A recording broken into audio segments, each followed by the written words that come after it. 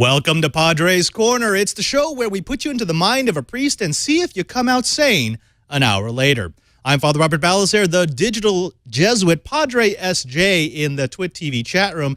And for the next hour or so, we're going to take you through some stories that I found fascinating throughout the week. Now, we here at Twit, we do a lot of programming, a lot of content, a lot of really high-quality content, but we decided we wanted a show that sort of filled in the gaps, stretched over the holes, and talked to chat room, the good guys and gals, the geeks, the people who make this network go. So, for the next hour or so, it's all about you. Of course, I'm lying about that. It's not about you. It's all about, the stories that I find interesting. The first being, hey, did you know that you can make fuel out of nothing at all? That's right. There's a little research team that's been working on this project to make fuel out of sunlight and air. So it's not really nothing per se, but it's kind of nothing in the sense of things that we wouldn't really think would be valuable. Now, this project has been called Solar Jet, and what it does is it uses concentrated light as an energy source for high-temperature conversion of water and carbon dioxide molecules into liquid hydrocarbons. That's a lot of words there, but what it really means is that they're using this chamber that sort of focuses light into a single point, actually a lot of light, and it creates a tremendous amount of heat and a tremendous amount of pressure. From that heat and pressure, you can then pump in atmospheric air, carbon dioxide and water, and what you get out is essentially carbon monoxide plus hydrogen, bonded hydrogen. That hydrogen can then be used in the, I believe they call it like the Lanier process, to turn it into usable hydrocarbons. Now, here's the cool thing. Once you have that feedstock of hydrogen byproducts, you can turn it into methanol. You can turn it into methane. You can turn it into diesel. You could even turn it into jet fuel. Now, it seems as if this is something that we would have tried a long time ago, and actually we have, but the problem has always been finding the materials that can withstand the temperatures and the pressures that you need to make this process work. Also, there's sort of the practical issue of, well, you know, what do you do once you have this feedstock coming off of the processing unit? How do you quickly turn that into a usable fuel? Well, this project, SolarJet, seeks to solve those two problems, and if they do, well, your next gas station may just be a big old solar farm. Who knows? Could be kind of cool. Now let's move on to a little something else. Who likes clean cars? I do. I love myself some clean cars. And now it seems as if Nissan is going to be adopting a process that will allow you to have your clean car always, forever, and ever. No, seriously, really. Now, this process uses a super hydrophobic, oleophobic paint finish that they call Ultra Ever Dry. And now they use it on one of their vehicles here in this little test footage. Ultra Ever Dry, it's a nano-based tech product that repels waters, oils, and particulates. Now, the way it works is by creating a chemical composition that attracts air molecules, just molecules that you might find in breathable air. It creates essentially a shield between the paint finish and the elements. Now, it should never need to be reapplied. Once you use their process, which slightly changes the way that you apply this material, it should stay bonded to the vehicle unless you actually remove the metal or the underlying paint, the undercoating. Now, the cool thing about this, as you can see in the video, is, well, they've done this little test where they've got half and half of a car that is half painted and half not. And as you can see, because it has that little air shield, everything runs off, be it water or particulates or mud or oil. Now, they're thinking that it's going to cost somewhere in the vicinity of $800 to $1,200 for a single application, which does sound like a lot. And actually, a lot of people are waiting to see if this is actually going to last, because no one wants to pay $1,200 for treatment that's going to rub off the very first time you meet an adverse condition. But I'd be willing to bet that there's a lot of people out there who would pay a little bit extra to have their car always on the clean side. Now, when we come back, I want to go into one of Padre's rants about net neutrality. And no, it's not exactly what you think I might be talking about. I'm going to explain why you, the geek, the digerati, the tech head, the person who knows everything there is to know about technology has a duty, no, say an obligation, to go out and preach the word about net neutrality. But before we get to that, how about a little pamplemousse?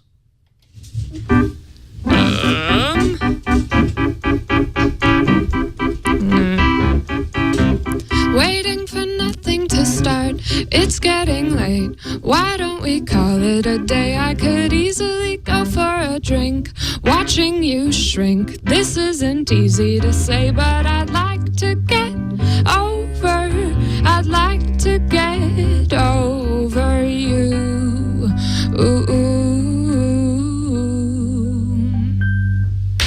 Never knew love was a fad. You fooled me bad. Wish you were easy to hate, but I'm stuck in the middle for now, wondering how I entertain this debate. And I'd like to get over. I'd like to get over you.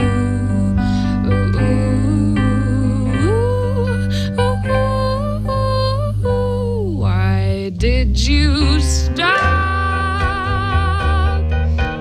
doing the things you did to make me fall?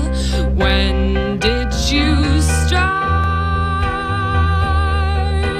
framing my dreams to hang on your white walls? Will you please be quiet just long enough for me to tell you what I came up here to say? Dinner for two lost its taste when I embraced all of your leftover bait. And I wish we had never gone stale, but who could tell your expiration date? Oh, I'd like to get over. I'd like to get over you.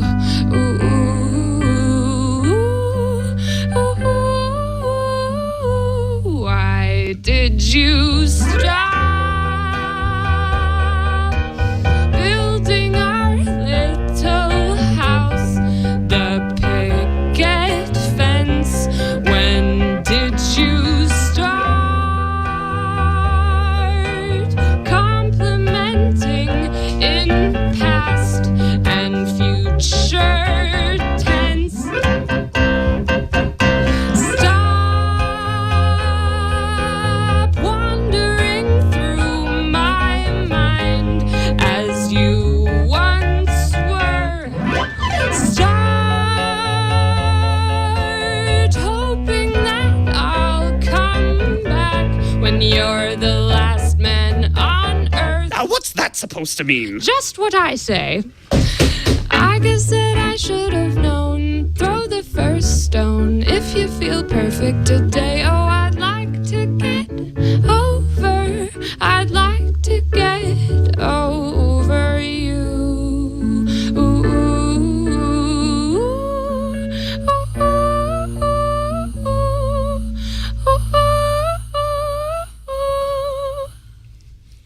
Thank you to Pomplamoose for performing here at the Brick House. Oh, and by the way, I know in the chat room people are saying, hey, wait, can you play that? Are you going to get sued by Pomplamoose?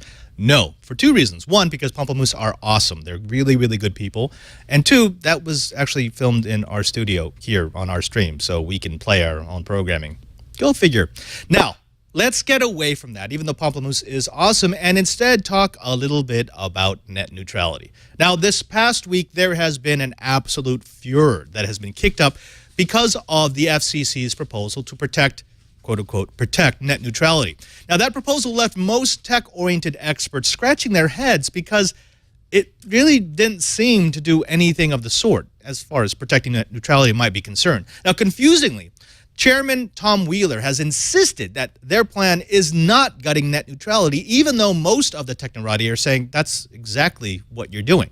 He believes that rather it's going to protect net neutrality because it allows for commercially reasonable pricing for certain types of content. Now, what does the proposal actually do? Well, if you look at it, it makes for commercially reasonable pricing. And the types of content against those reasonable pricings can be applied would be decided on a case-by-case basis by a 5-member FCC panel. Now, Wheeler insists that there is no turnaround in policy. He insists that behaviors that harm consumers or competitors will not be permitted. He insists that there will be no blocking of lawful content, and he insists that there will be no discrimination among users. Unfortunately, even though that sounds good, that sounds like the right buzz points to hit, that sounds like the net neutrality that was promised to us by this president, the actual plan allows for the creation of a fast lane. And if you know about how peering on the internet works, because remember, there's no single network that owns all of the network that delivers content to everyone on the internet, the only way to create a fast lane is really to ensure that you're slowing everyone else down. That doesn't really sound like the open internet that was promised to us. Now, here's what we know. If you wanted to explain this to somebody, here are the things that you could explain why net neutrality has come about, why this debate is here. We know that in the 1996 Telecommunications Act, the FCC had the potential. They had they could either classify an ISP as a telecom, a telecommunication provider, or an information service. Now, the difference between the two is that a telecom essentially acts as a common carrier, which means bits go in, bits come out. You don't get the ability to slow them down other than managing your own network. What happened was the ISPs lobbied and they won. And in 2002, the FCC classified them not as a telecom, but as an information service, saying that, well, they provide email, they provide web services, so therefore they're not just a common carrier, they're also a provider of services. It didn't seem like a big thing at the time because we didn't really foresee what was going to explode with the internet. We didn't see what kind of a big part of society it was going to become. Now fast forward to the 2010 region, and we find out that these ISPs are now using their classification as a service rather than a telecom to throttle competitors. That's right. We're not even pretending anymore. They're like, for example, Comcast Cable, which is not just a network, but also a content provider, is slowing down Netflix. We know that. That's been documented. You can go anywhere on the internet and find any number of graphs that show exactly the kind of data throttling that takes place. Well, if you allow a competitor to slow down their main competition because they're flowing through their network, obviously we've got an issue. Now, in that 1996 Telecommunications Act, the FCC tried to levy the regulations of net neutrality, but the Supreme Court came back and said, no, because you've classified them as an information service, I'm sorry, you're going to have to go back and start your regulations again. Here's where all the contention takes place. There are a lot of people who believe, myself among them, that what the FCC should have done is they should have gone back and they should have reversed their decision. They should have said, look, in 2002, we really didn't understand what the ISPs were. They really aren't an information service. They really are a telecommunication service. They really are a common carrier, and therefore we're going to reclassify them. That's completely within the power of the FCC. But instead of reclassifying the telcos, Wheeler has turned around and said, oh, you know what, we're going to let them stay information services, but we're also going to do this regulation that will essentially make the FCC the guardian of what is and isn't good for the internet. And not surprisingly, that's not leaving people with real warm, fuzzy feelings. That is what it is. All right, now why do I tell you all of this? I tell you all of this for one simple reason. Nobody cares. I know this is hard to hear. I know it's really easy for us who follow technology for a living or who are very involved in the internet to think this is the worst thing ever. You have to get out there. You have to be up in arms. But if you look at the numbers, if you look at what mainstream media is reporting, most people either don't care what net neutrality is or they don't understand how it will impact them. And it's really easy for us in this microcosm of the technology world to forget that, yeah, the average person is who the FCC is catering to. And if you look at the average person right now, they really don't care one way or another what the FCC does. So what does this mean? Well, it means that I understand why the digerati, why you are annoyed. I understand why the techies are ticked. But if we are going to stand up for our net neutrality rights, if we are going to make the claim that a neutral net will drive innovation, will drive business, will make things better, will allow for a better exchange of information, well then, folks, it's time for us to step up to the plate. If you're a geek, if you are a digerati, if you're a technorati, if you're a person who lives and dies by the tech, it's time for you to stand up and be heard. Now, be heard about what, you may ask? Well, here's the thing. I need you to go forth. I need you to spread the gospel of net neutrality by explaining to people that the reason why it's fair for us to have net neutrality. The reason why it's not fair for companies to charge extra for their services, as a lot of people, in fact, people who have come onto this network have said, well, why isn't it okay for the telcos and for the ISPs to charge a little bit more if they've built out this network? The reason why that's not fair, and the reason that you have to get across, is because, folks, we paid for these networks. Believe it or not, we were the ones who allowed this network to exist. We were the ones who lobbied our governments to let them build out these networks so that we could have what we have today. This was not just an initiative of the ISPs. It was not just an initiative of the telcos. This was something that was done in the name of we, the people. Now, what the hell are you talking about, Padre? Well, let me explain that. You see, people don't remember, but we already paid for a $200 billion network that we never actually received. Between 1994 and 2004, the major telcos were the beneficiaries of higher phone rates, accelerated depreciation on their networks, and direct tax credits on the average of $2,000 per subscriber, for which they delivered exactly nothing. The Telecommunications Act of 1996, that's the same act that classified ISPs as services rather than common carriers, was supposed to deliver fiber coax networks that would bring high-speed 45 megabits per second bidirectional service to 86 million homes in all 50 states and D.C. by the year 2006. 51 plans were made, 51 plans failed. Now, in the related FCC filing, it was estimated that it cost that $2,000 per household, and yet they were allowed to deliver zip. In 2006, the telcos came back to the FCC and said, well, we couldn't deliver you that network, but we have provided 1.5 megabits DSL to 20 million. That's not, and then they said, well, that's close enough, right? Well, the government said, yes, it was. Now, just this month, Verizon got off the hook for their promise when the state of New Jersey decided that Verizon's wireless LTE network was enough to replace the 45 megabit per second network, wired network, that they promised to all the state's residents. So when you look back at it, when you look at that troublesome 1996 Telecommunications Act, when you look at the thing that lets the ISPs claim that it's their right to charge higher services, you need to look at it in the light of they were given this advantage, they were given all these tax credits, they were given right-of-way, they were given access to the city's telco layout for a promise they didn't keep. And if they didn't keep that promise, well then, folks, I just don't see how people could be okay with them now charging more and more and more for a service that they got for a broken promise. Now, let me go one step further. Let me go just a little bit back. This goes back to the folks at home who maybe grew up in a time before cable TV. If you grew up where you were putting tinfoil on your antenna and standing on top of the roof and trying to find the best possible reception, you remember a time before cable. Well, back in 1984, we started seeing the emergence of these cable companies, and we wanted to encourage them in their nascent state. So what we did was we created the Cable Communications Act of 1984, which was designed to cut through the red tape and give these ISPs the ability to build out their networks without fear of being regulated into the ground.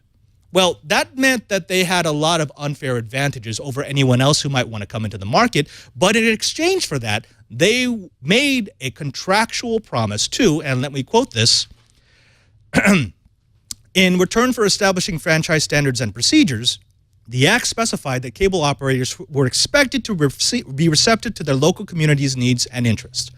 Well, in that 1984 Communications Act that allowed these ISPs to build out, that allowed them to become the behemoths that they are, they actually made a first promise that they also broke, that they're also still bound by, that we all seem to have forgotten.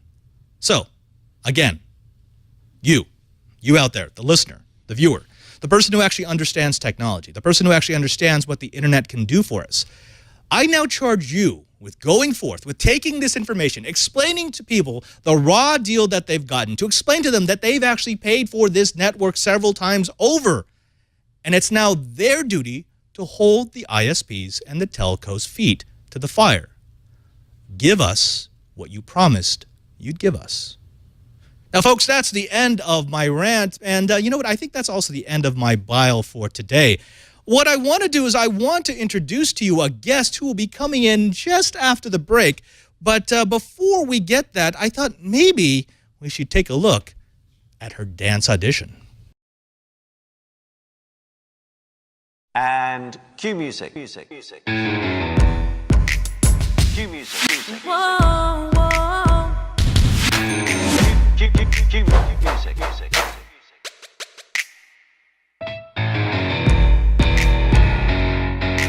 Yeah, yeah, yeah. Oh. Come on, come on.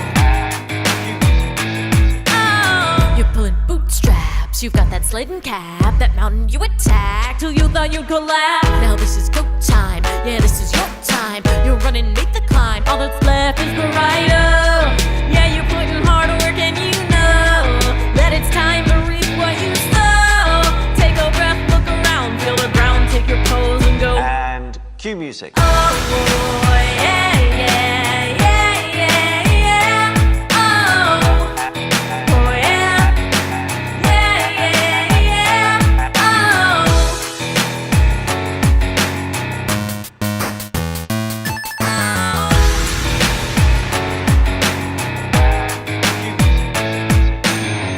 Folks, that was Ali Spagnola. You may know her from her Power Hour. You may know her from a frequent guest on NSFW of, well, God rest their souls. But I know her because she's actually a genius legal activist, musician, artist. That's right, folks. I'd like to welcome to the show the queen of all things alcoholic, Miss Ali Spagnola. Ali, thank you so very much for coming on the show.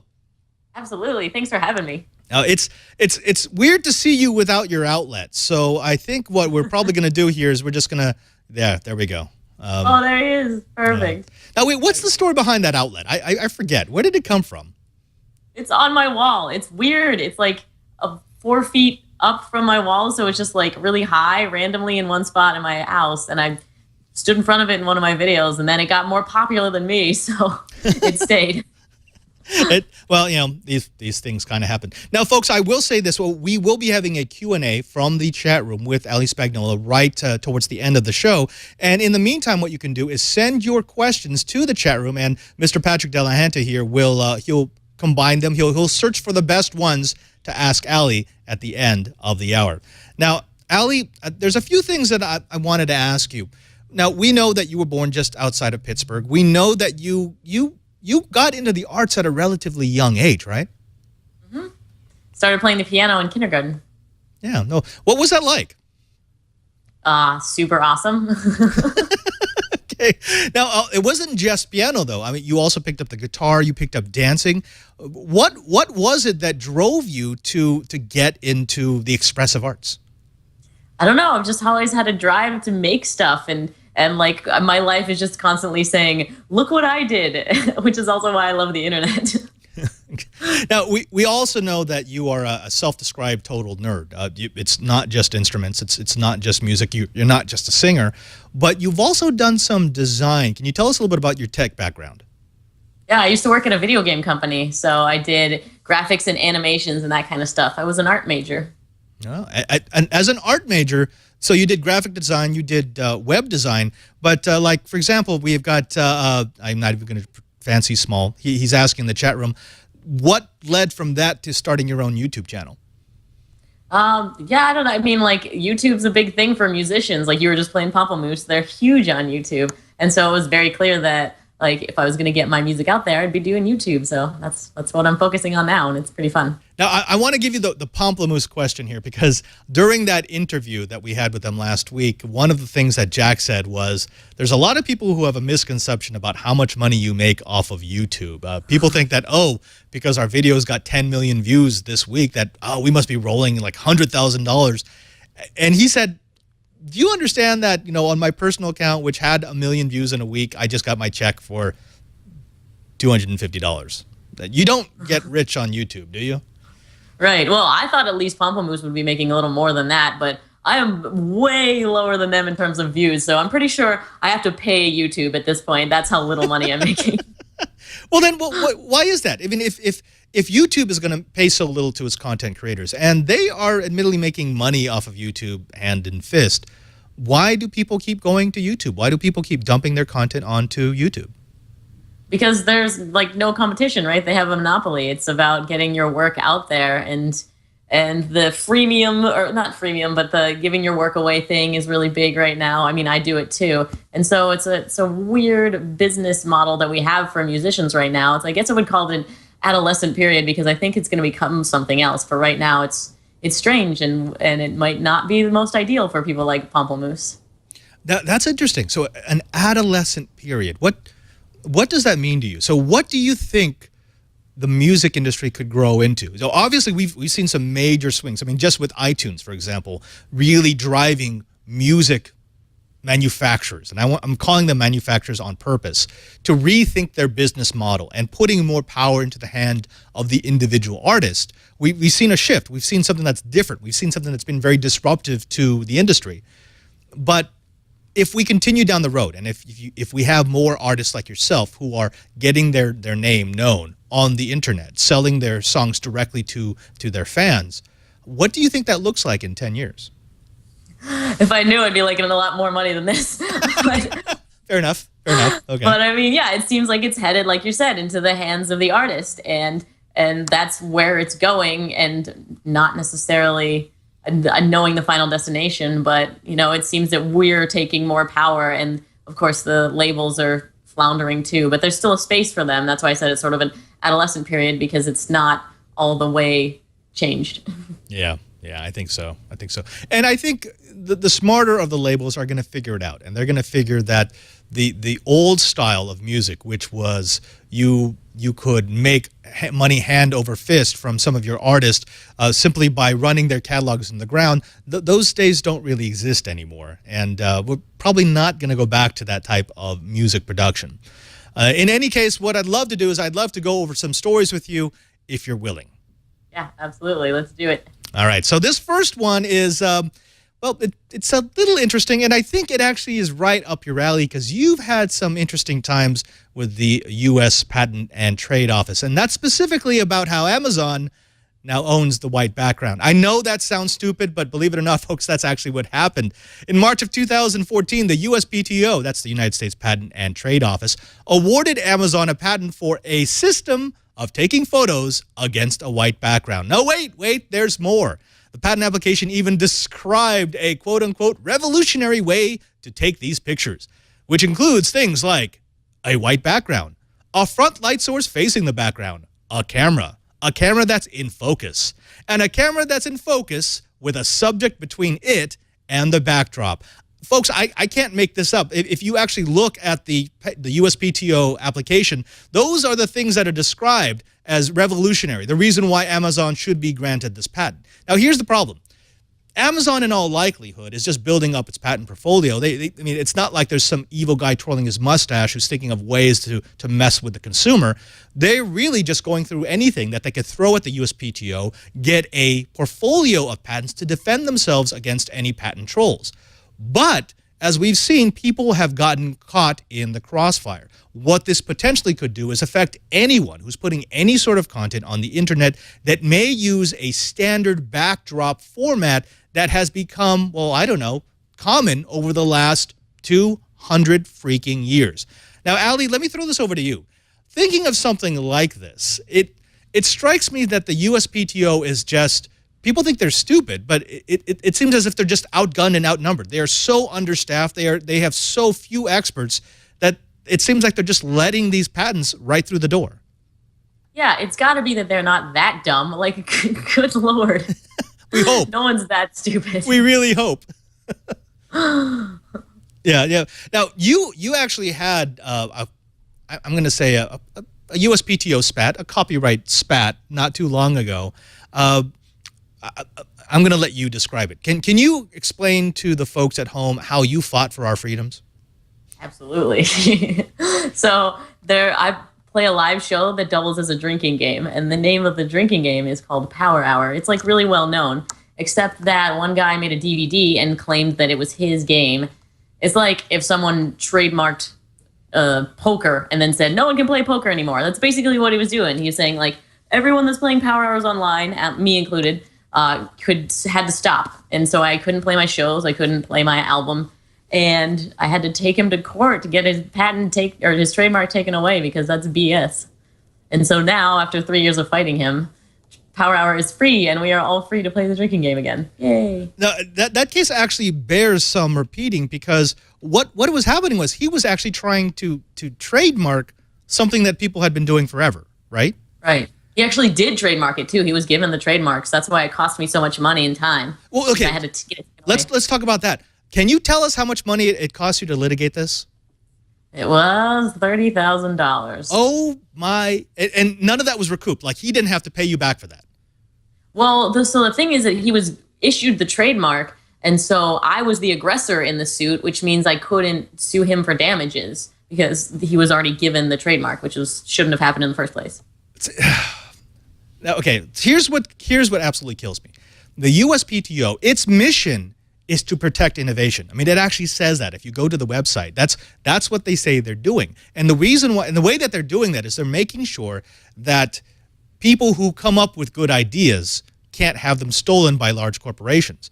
But it seems to have been flipped around so that now someone who has a little bit of money and has filed for a trademark or a patent can now use it to cudgel the smaller players into the ground. I mean, $30,000, I mean, granted for me, because I'm a big baller and I tend to make it rain anywhere I go, that's not a lot for me, but I mean, I would assume that $30,000 is probably a lot for you. Yes, that was a lot of dollars. It was, and it's not like I knew it was going to be that going in. Otherwise, I'd have been like, heck no, this is stupid. What am I doing with my life? But which is what I was saying the whole time, because it started out a small number, and then like the longer I got into it, he just kept extending things and making it last as long as possible and basically draining my money. Oh, actually, let's talk about that because I, in my other persona, I actually have experience with that. Whenever you get into a patent or trademark lawsuit, one of the things that someone who just wants to wear you down can do is to continually file for motions and file for delays, knowing that every time they do that, it's going to cost you more money. How often did that happen to you? Every time. He extended as long as he could, and he would file on the last day. And I mean, he was putting horrible things like arguing against himself, and he just like did a terrible job. He never got a lawyer, even though he lied to me about having a lawyer. But yes, he did everything that he could, and I to extend it. I even had to like get a motion to compel him to answer, and so that takes more time and money for my lawyer. And it was obnoxious. I mean, that's more than obnoxious. It was ridiculous. I mean, I remember the first time that you told that story, and I heard about it on an SFW.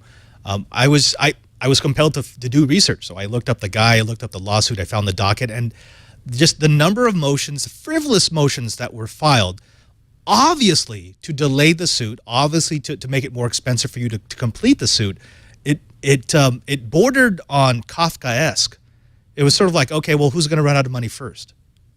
Right. Well, he didn't put any money into it.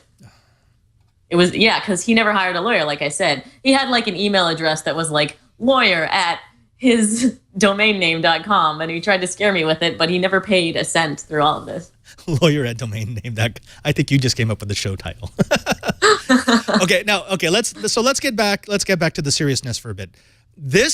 Your case, and actually Amazon's case, they could be right on the same legal footing. It's the same amount of scariness, which is the USPTO now has seemed to have said, they've surrendered. They've said, look, we don't have the manpower for this, so we're just going to grant all of these patents. We're going to grant all these trademarks. We're going to forget the common sense dictive, which said that we needed to look through every application to see if there's previous work. And instead, we're going to push the onus on that to anyone who wants to make a complaint. In other words, they're saying, if you want to prove that we were idiots, just take whoever owns the patent or whoever owns the trademark to court. Of course, you must think that's completely fair, right? No, that's absolutely horrendous. But you know what we have to do, right? We have to quit our jobs and go work at the USPTO. Like, that's the only clear solution here.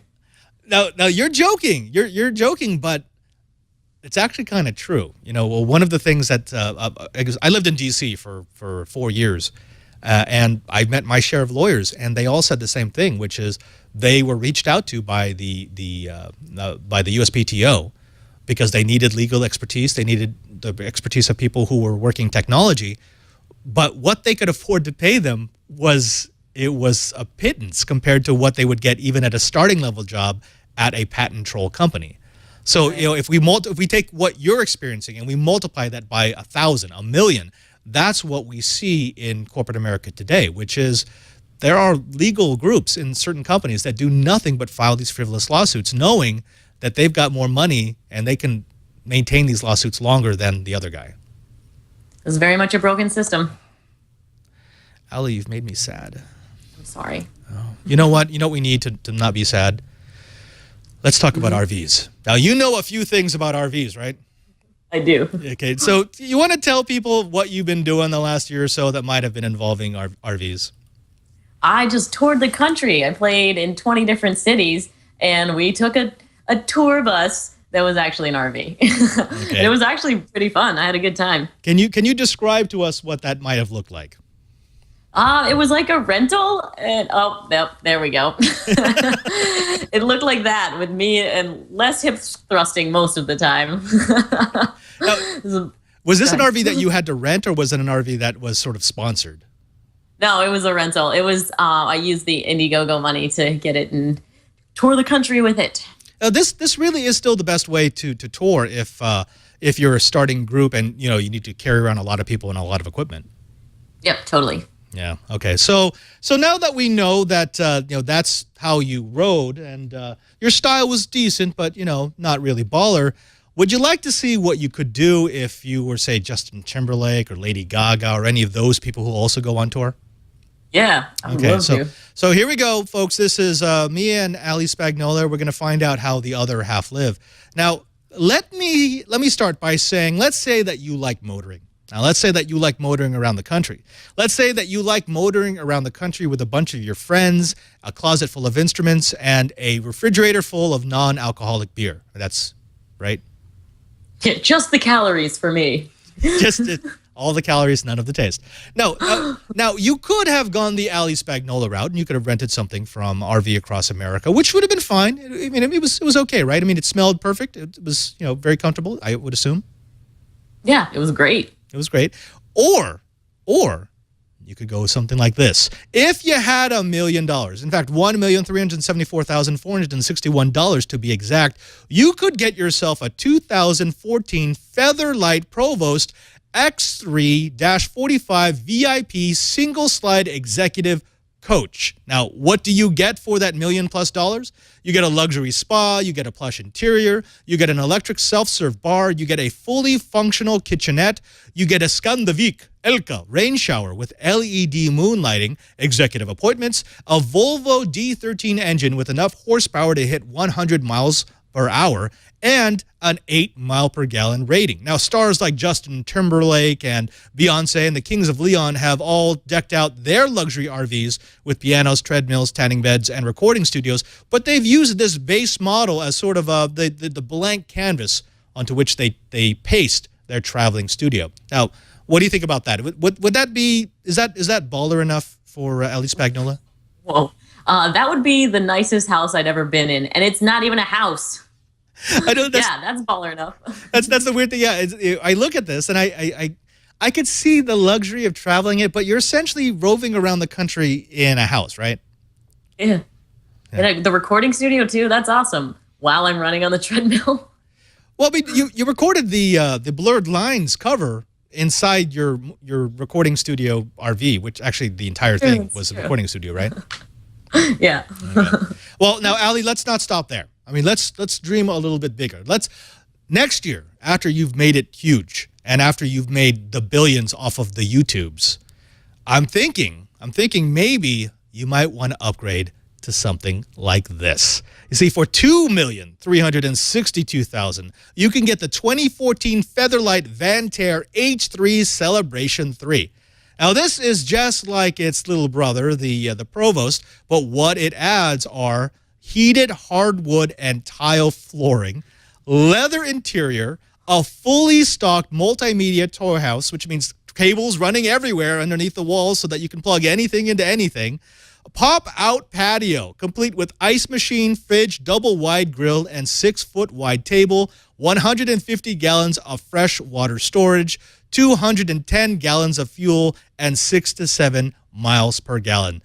I know you have high standards, but where does this fall in the Ali Spagnola mobile? Well, when I was in my RV, all I could think about was how cold my feet are or on the non-heated floor. So this is really where I want to be. Yeah, this is true. Actually, that's an excellent point to make, which is some of these appointments sound fantastic, but realistically, how many of these features would you use and how often would you use them? Right. Yeah, exactly. I don't know. Like if I'm touring around the country, why do I need a treadmill? I can go run in a new city every time. Like, come on. I know. Yeah, and it's funny because I actually had a chance to travel in a luxury cruiser for a while, not owned by the Jesuits, just a fan of us. I traveled in it for a week, and for a week it was absolutely magical. But then I realized after a week, even the crappiest hotel room is nicer than an RV. I had the exact opposite experience. Really? I thought for sure by the end of my tour, I would want to be home and so ready to just be on my couch. But I think I could be in that RV forever. Really? Yeah, it was like being on my couch and multitasking because I was also getting somewhere. Okay. I can see the allure to that. That's interesting. I like that point of view, and so I'd like you to take that point of view to the next level. You see, $2,200,327,000. That's nice, but if you really want to attract the attention of the people who travel in style, what you need is a $3 million RV. Now, what will $3 million get you?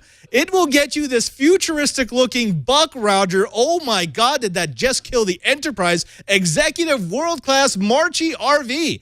Now, this thing has a 270-degree driver window. It's got this, which is an automated push-button boarding stair. It actually comes down when you push a button so your guests can come up. It even has this pop-up sky lounge complete with bar because, sometimes when you're balling, you need to have a view above the rest. Now, that's not all. If you really want to find out what you're going to get inside this RV, you need to look inside.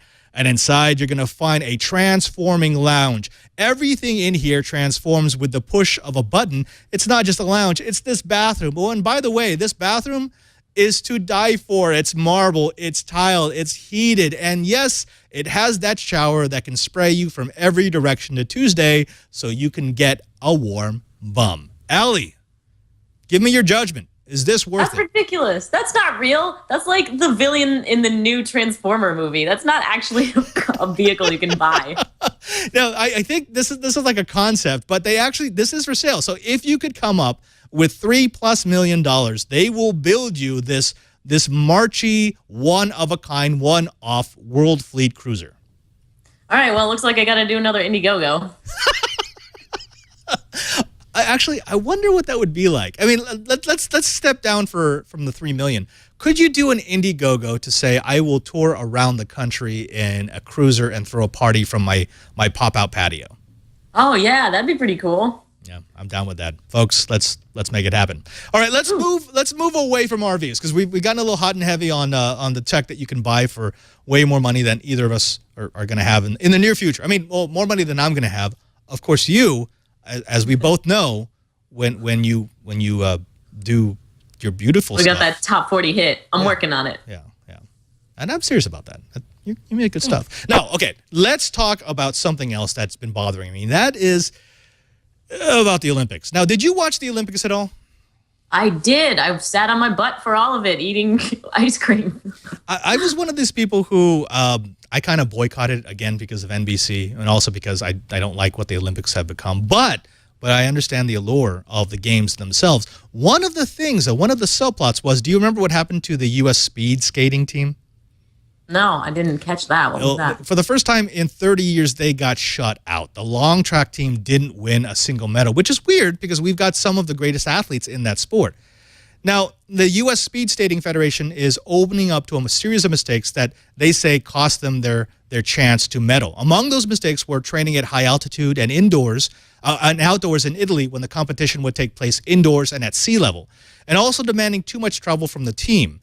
Now, however, the biggest mistake that they own up to is that they didn't gather enough performance data, so they didn't know if their athletes were actually competing at the same level as athletes from around the world. And they switched to that speed suit, the Under Armour speed suit, right before the competition, without any of the athletes actually being able to practice in them and get the proper stance. Now, Ali, I want to throw this over to you because this this is actually a common theme that we see in the technology world, where people who are making the decisions just assume that athletes, that performers, that their engineers, that their employees can be better with technology. And this is one of those stories in which that absolutely wasn't the case. The technology made everything worse. What's your take on that? I mean, do you see that a lot where people seem to devalue people into just something that works alongside technology? Yeah, I mean, it certainly seems that they're treating them that way. And yeah, if they're not performers, they don't know that you really do need a dress rehearsal, and they didn't give them that. Oh, okay. I can hear a little bit of wisdom here. Do you get a lot of performances where people don't understand that, yeah, we need to practice this before we actually perform? Yeah, totally. I mean, I don't know if it's not like I come across a lot of people stopping me from wanting to practice, but that is definitely a huge part of it. You gotta be on your game before you start. You can't be changing things right at the last minute. Yeah. And actually, I think the same thing goes for technology. And we've seen a lot of high-profile technology fails, everything from the Obamacare website to some of the startups here in the Silicon Valley, where they just assumed the technology would work as advertised, and they didn't realize you probably should practice a little bit with it, maybe. Well, that's also like a part of the lean startup mentality, where it's like just get something out there and see if it gets traction, and as opposed to making a honed product that will work as advertised to start out with. So I don't know. I mean, I can't say either is right or wrong, but it definitely seems like the culture is headed in that direction. Just sort of hack something together and see if it works before we really fix it. But I mean, isn't that one of the things that we love about engineers? We love about Silicon Valley. It's like the Star Trek mentality. The engineer who could just make something happen. They're just sort of magical because they've got the technology, push a couple buttons, and boom, it's fixed. Does that do us a disservice, you think? I mean, I don't know. I use the same analogy. Like my programmer that's helping me with my app, I just call him a wizard all the time. I'm like, I don't know how you do this, but it's awesome. Oh, actually, that's a good point. Can we talk a little bit about that? Can you give us some inside information? What do you go through as an artist, relying on people who are helping you to put this thing together? What do you have to go through to create an app that both represents you and has a good interface and does things that people actually want? Right. Yeah. Well, I'm lucky because, like I said, I worked at a video game company. I've made apps before. So the whole design of the app and the visual, and all the graphics and stuff were me. So I wasn't like wrestling with anybody else to try and make it my vision because it was mine. And then now I'm working with a programmer who I can say, like, make it do this. And he does because he's fantastic. His name's Brian Wagner. Give him a shout out. Brian Wagner. We'd give you a lower third, but then we'd have to charge you. Totally just kidding. All right, now, let's step away from that a little bit. I want one more story to talk a little bit of tech with you, because this is kind of blowing up. This is becoming a little bit of a heated battle between Amazon and Google. Have you heard about their same-day delivery services? I heard about like the predictive delivery and also the drones and stuff. Yeah. No, this is all sort of building into that. So we've got two behemoths, two online giants, who are now offering, in select markets, same-day delivery of products that are purchased online. Specifically, we've got the Google taking on Amazon. Now, in the Google service, we've got Google Express, which states that they will accept orders until 4 o'clock p.m. each day for a final delivery window of 6 to 9 p.m., which means a delivery time of 2 to 5 hours. There's no minimum purchase, which is actually what killed, do you remember Peapod? That's what killed them, because people were buying like sticks of gum for 5 cents and having them delivered. There's no surcharge or markup according to Google. Users can sign up for 6 months or pay the $4.99 per item for a la carte shipping. Now, Google is still evaluating how to price the service with an opt-in for longer-term subscriptions. Now, we can look for Google uniforms and Google-branded cars, which will tell us that their fleet is actually working. Amazon, on the other hand, is working on their Get It Today service with the Amazon website. Now, the cool thing about this is that, if you're Prime, if you shop through Amazon, this really shouldn't be a big difference. They have a series of local times at which you have to order before you pass the deadline for getting it the same day, which includes like Baltimore at 11 o'clock, Boston at 11, Chicago at 7 a.m., Dallas at 12:15. Now, it's interesting because this is bringing back one of these services that I think a lot of people saw as the worst part of the last technology bubble, when you had all those companies that said, we're going to lose money on every transaction, but we're going to make up for it in volume. Do you think that this is bubble 2.0, or is it different now? And will these companies actually be able to pull off cheap same-day delivery? I think they'll figure it out. I think both of these companies are very smart, especially because they're competing with each other. They're going to get it. They'll get it right. It may be, like I said, another weird adolescent period at first, but Google's bright, so is Amazon. They'll get it. All right, I like that. Now, Ali, when we come back, are you ready for a little bit of Q&A with our chat room? Yeah, let's do it. Because we've had Patrick Delahante, who has been studiously just gathering everything from the chat room, and he's been putting together in some sort of doc format that will allow us to ask you intelligent questions, right, Patrick? Yeah, I'm taking questions. Okay, yeah. Good. They're all here in the doc. Until then, what do you think? Maybe it's time for some tech?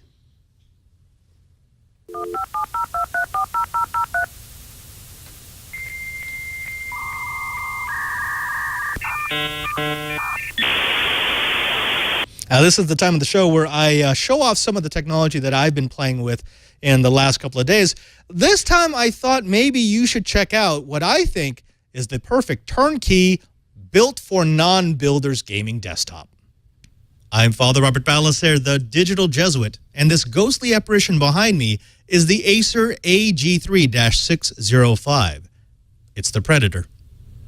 The Predator AG3-605 series of desktops is a line of machines for the budget-conscious gamer. All Acer Predators share a no-nonsense exterior with a black matte finish, fiery highlights, glossy front panel, minimalistic styling, and easy-to-access ports. The top of the machine puts in reach the usual complement of I/O. An SD card reader, 2 USB 3.0 ports, including one that always provides power for USB charging, 2 USB 2.0 ports, as well as headphone and microphone jacks. The back of the AG3-605 has ports for power, keyboard, and mouse, 2 additional USB 3.0, 2 more USB 2.0, and gigabit Ethernet. The front of the machine has a slide-away panel that hides a tray for holding your headphones when not in use, as well as a single cold swappable 3.5-inch storage bay. Inside the Predator, you'll find a well-organized group of components. Our review unit came with a NVIDIA GeForce GTX 770 with 2 gigabytes of video memory and 8 gigabytes of system memory, though you can find Predators that are equipped with every flavor of NVIDIA and ATI graphics part and between 8 and 32 gigabytes of DDR3 SDRAM. All AG3-605 desktops use an air-cooled quad-core Intel i7-4770 Haswell CPU running at 3.4 gigahertz, sitting on top of a motherboard with 4 memory slots, as well as a single PCI Express 16 slot, 2 PCI Express 1X slots, and 2 mini PCIe slots. One of those mini PCIe slots is occupied by a wireless LAN card that provides 2.4 and 5 gigahertz 802.11a, B, G, and N connectivity. Storage for our review unit came in the form of a 1 terabyte Seagate Barracuda hard drive and a DVD-R RW optical drive. In benchmarking, our review unit posted a 3D Mark 11 score of 9465. We would have liked to have seen a bit more, but the Predator was held back by its 8 gigabytes of system memory and rotating hard drive. Still, our AG3-605-UR39 posted above average benchmarks. But enough with the specs and the benchmarking. The question is, how did it run? In a word, fantastic. Our review unit played Titanfall, BioShock Infinite, Goat Simulator, and pretty much every game we had in our Steam library at the full 1920 by 1080 with all the eye candy turned on without as much as a hiccup. Game and level loads were slow, again because of the lack of an SSD, but gaming itself was buttery smooth. After 2 months of playing with our Predator, another thing became clear. This is a quiet gaming desktop. Even running full tilt, we had no problems leaving the machine on the desk without worrying about excess noise. Try that, home builders. Yes, we also managed to get some great Adobe Premiere Pro and After Effects work done with the machine, though it could have benefited from another 8 or 24 gigabytes of memory, but let's be honest. Where the Acer Predator AG3-605 line of desktops excels is in a pure fun, no muss, no fuss, turnkey gaming Predator. In fact, the reason why it took so long for this review to be published is because the machine was adopted by Twit host and editor Brian Burnett, who developed a curious relationship with the Predator. We tried to take it away from him a month ago, but it was difficult. The Acer Predator AG3 605 series of gaming desktops is available now. You can find them in configurations ranging from $800 to $1,300. Now, on the Pro side, the Predator series of desktops from Acer are fast and simple. They truly are turnkey gaming solutions. You don't have to know a whole lot about gaming computers. You just need to know what your budget is and what kind of machine you want to get. The second thing is that it is quiet, really quiet, dead quiet. I've built a lot of systems in my time trying to eke out the last bit of performance, and I have to say this is fast, but it's quite possibly the quietest desktop I've ever had. Also on the Pro side is the excellent value. When you consider the components that go into this machine, you'd be hard-pressed to eke out a little extra savings even if you were going to home build the machine. The last thing has to be the gamer-friendly design. Everything from the handle to the pop-out tray for your headphones, it screams attention to details for things that gamers want. Now, on the con side, I'd have to say that the number one thing is the lack of an SSD. Now, I know that this has a great price-performance ratio, but to call yourself a gaming desktop without an SSD, it's going to leave a lot of people with the wrong impression of your product. Yes, I know it would raise the price, but I think it's worth it if you're going for that performance.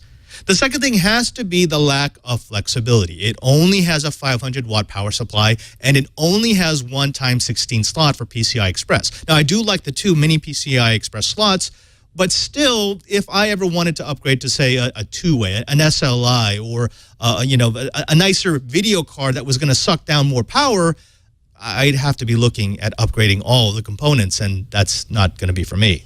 Now, buy, try, or don't buy. It gets a little tricky here. If you are a home builder, if you're used to upgrading your system constantly, you're not going to be happy with this box.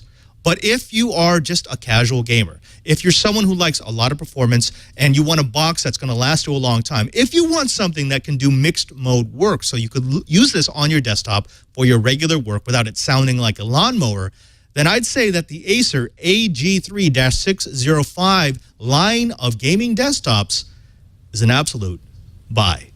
I'm Father Robert Balacer with Before You Buy. I had a lot of fun making that review, and I got back into my gaming group. Now, Ali, I know you don't game a whole lot, right? You're not a huge gamer. Oh, it's true. I made them, but I didn't play them that much. Is that like chefs who don't like eating their food because they know what's going into it? You just not play games anymore because you used to make them? Yeah, I guess it's kind of like that. All right. This is the time of the show where we're going to turn it over to our question master, Mr. Patrick Delahanty, who has compiled some of the best questions out of chat room from the people who want to know more about Ali Spagnola. Now, Patrick, you want to take it away? And shot. I don't think that's how that game works. The first question comes from Web9421. Writes, you should totally be on At Midnight. Do you know Chris Hardwick? I don't. I wish I did. At Midnight follows me, so I feel like maybe they're paying attention, and someday I will be. I'm working on it. Yeah. Maybe that could be a chat room. Let's get on that. So everyone tweet out to Chris Hardwick that he needs to have Ali Spagnola on his show. In fact, please do that when you hear this, right now, whatever you're doing. Actually, we're going to stop the show, and I'm going to stall for a while you bring up a Twitter browser and go ahead and tweet at midnight. It's very easy. At midnight, please have at Ali Spagnola on your show. Yeah. That's at Nerdist too, right? At Nerdist. That's right. At Nerdist. Okay, wait. We're just going to wait for a while. Hold on. Seriously, we're not going any further until you start doing that. Thanks, guys. And shot. Okay, Patrick, take us to the next one. The next question comes from CIAMP. I guess that's CIAMP? CIAMP. Yes. CIAMP. Ellie, paint us a word picture of a moment when it all came together in a performance or personal experience. When it all came together. Well, I just played at my school's homecoming, which I do every year. And every year it's the weirdest show I do every year because it's homecoming, everybody drinks during the day, and by the time they get to my show in the evening, they don't even drink at my show because they're just all so bombed from partying with all their old friends from school. So this year, I actually ended up playing 60 covers, and it went from like being a show where like it wouldn't matter if I was there at all. Like the party would go on whether or not I was performing. But this year, because I was doing covers, everyone knew all the words and they were just like screaming it back at me. And it was like insane concert. So that's when it clicked. Cool Breeze asks, do you play a power hour with your family at Thanksgiving, and who wins? We do too at Thanksgiving, and everybody wins. No, actually, I'm going to do one for my mom. She's turning 60 next month, and I'm like, when you're 60, we're doing a power hour. She's like, all right, fine. So I'm gonna like invite all our friends, and we're gonna party together. Yeah, a shot for every year makes sense. Right, seems perfect. Appropriate. Smith Brandt writes, Allie, if I want a free painting, is there any chance I will get it before I die? How bad is your backlog now? My backlog is about 1,500 people, so it's not that bad. So, But, yes, like, you will die. I mean, you can contribute and like bump yourself up if you're really serious about it. But otherwise, I mean, be patient and I'll get there. Ozned asks, Ellie Spags, do you think it would work if YouTube had a tip jar for the artists, not just buy a song thing? Oh, interesting. Like Patreon or whatever. Yeah, that could work. What else? My live stream is done by a tip jar. And then there's another service, but I forget what it's called, but you can hook it up. And when you either favorite a tweet or like a video, it'll send money to the artist. Wish I really remembered what it was, but it's sort of like it might be heading that direction already. There were a number of people who asked questions like, are you single and do you like older men? But we will skip on to, was driving that RV as much of a pain in the ass as it seems it would be? Well, I am a lady, and all of the guys in my crew were like, women can't drive. And that was not the time for me to be like, women's rights. That was the time for me to be like, yes, I'm sorry, my lady parts are stopping me from piloting this vehicle. You guys take over. So I didn't drive it ever. I mean, there was like one night or whatever I took over, maybe a couple times, but otherwise, awesome. I'm fine with that. No trouble getting it through cities or any... Oh, yeah, I'm sure they had plenty of trouble when I was sleeping or tweeting, so... So is it normal for people to say, yeah, my lady parts are keeping me from driving? Normally I would be like, you guys are sexist. This is crap. Women can drive, but nope, not if it means that I have to drive. Have you heard from Steve Roos lately? Oh, I have not. Nothing back from him. Not since he emailed me after everything was over and there was like that media crap storm about it. He emailed me and was like, I'm not that Steve Roos. They've got it mixed up. I'm just a realtor. But I have an email one way back when he said that he was studying for a realtor exam or whatever. So he just clearly like, it's him. It's the same guy. He was just trying to get out of being the guy. Whoa. We can't let that go. Let me get this straight. He actually tried to con you to say, no, I'm not the D-bag who just cost you $30,000. I'm totally a different Steve Roos. Don't look at the man behind the curtain. Yeah. He was trying to fool me. And which is ridiculous because it was very clear it's the same guy. I'm like, I don't know why he thinks that I'm that dumb. That's like the sign of a psychopath, basically. Maybe. Oh, that's right. You actually, you probably shouldn't say that. But I'm going to say, if I were to have a person with those sorts of qualities, I would refer him to my nearest mental health professional. Yes, and what I'm saying is I'm glad I haven't heard from him, so whatever, good. Didn't he try to sell you his domain name? Oh yeah, he did that too. He tried to make me buy, it was powerhourgame.com or something, and he was like charging $10,000. I was like, I don't think it's worth it. And he like embedded the like button for overall Facebook, and like 2 million people have liked Facebook. And he was like hiding that, so it looked like 2 million people had liked his page, but it was all like a lie. And again, Wow. He thinks I'm stupid. Wow. Yeah. I don't know what to say. CAMP writes again, what is one thing you want people to know about you that they wouldn't know otherwise? One thing that I want. Oh, all right. I don't know if I want people to know this. Normally I keep this under wraps because it's super dorky, but I can ride a unicycle and juggle at the same time. What? No. YouTube video or it doesn't exist. Yeah. All right. Well, now I got to make that happen. No, that's for real. No real? joke. Wait, where did you learn to ride a unicycle? Oh, this is even dorkier. I just got a unicycle and taught myself, and I learned how to juggle from a VHS teaching myself. I was a really cool kid, let me tell you. Okay, wait. Was this when you were like younger, or was this recently? This was like last week. So, okay, guide me through the thought process of what made you say, "Hey, you know what I can't do right now that I would really like to? Ride a unicycle." Oh, and you know what would make it better? Juggling. They were two separate things that I happened to combine together. I don't know. I just thought it would be cool to be able to do stuff. This was like grade school. And I was sitting around thinking like, this will make me a hit at parties when I go to college. So I'm going to learn how to juggle on a unicycle. Wait, whoa. The question is, did you bring your unicycle to college? I did not. Okay. So by the time you got to college, you were starting to rethink the whole unicycle juggling angle. Yes. Although there was a juggle. So I went to a really nerd school. Carnegie Mellon University, little shout out there. And there was a juggling club. And so people were always juggling on our campus. And there was like campus celebrities or like people that sort of stood out for either carrying a staff all the time or wearing a cape or not matching their shoes, which was me. But there was one girl that was unicycle girl that would ride her unicycle all over campus. So there you go. I'm not alone.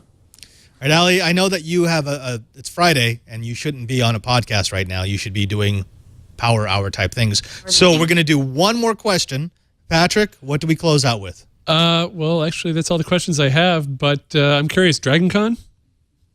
Ooh, yeah, I would love to make that happen. How could I miss that? I got to high five you in person. It's been too long. Yeah. So wait, what do we have to do to make Dragon Con happen? I'm going. Yeah, I don't know. I don't know what I need to execute. I think it's too late for me to apply as like an actual artist or whatever. Oh, no, it's never too late. It's never too late. Are you kidding me? Yeah, all right. Besides, tweet at Dragon Con and convince them to book me. Absolutely. Hey, chat room, make that happen. Do that. Chat room's really good at that. Allie Spagnola, I want to thank you so very much for being on the show. It's been an absolute pleasure. I followed you for such a long time, and I know that your online persona is, you are the power hour woman, but seriously, for someone who actually starts looking beneath that veneer, you're a talented artist of art, of music, pretty much of everything, and you've probably done more for fighting patent trolls than most large corporations. So I want to thank you for spending your Friday with Padre's Corner.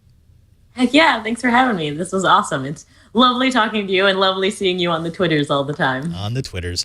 Now, do you want to go ahead and take your 60 seconds here? If you wanted to tell people where they can find your stuff, where they should go to find Allie Spagnola, where they should follow you on Twitter, now would be the time.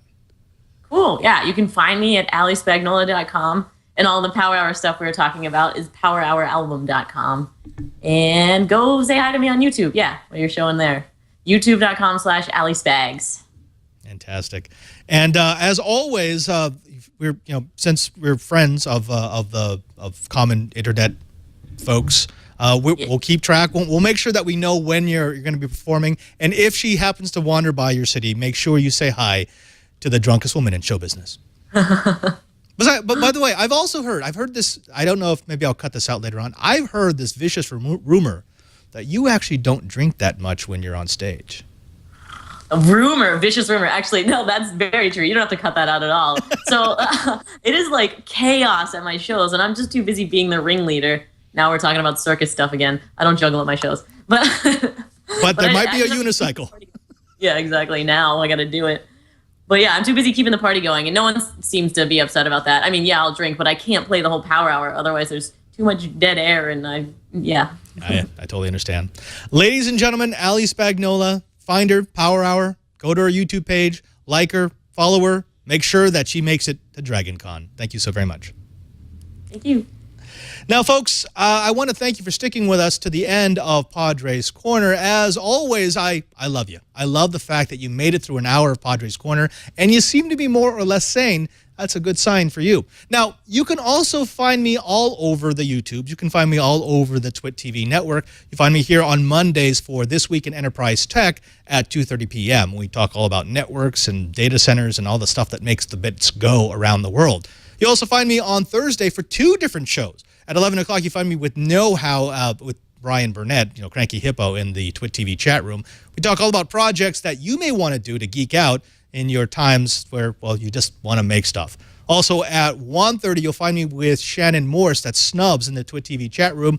We do Coding 101, where we will show you how to begin your journey into the wonderful world of the Code Monkey.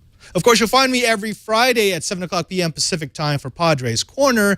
And you'll also find me on the YouTubes at youtube.com/PadreSJ, as well as Twitter at twitter.com/PadreSJ or at PadreSJ. I also want to say thanks to Patrick Delahanty. Patrick, say goodnight. Good night, everyone. And remember, this has been Padre's Corner.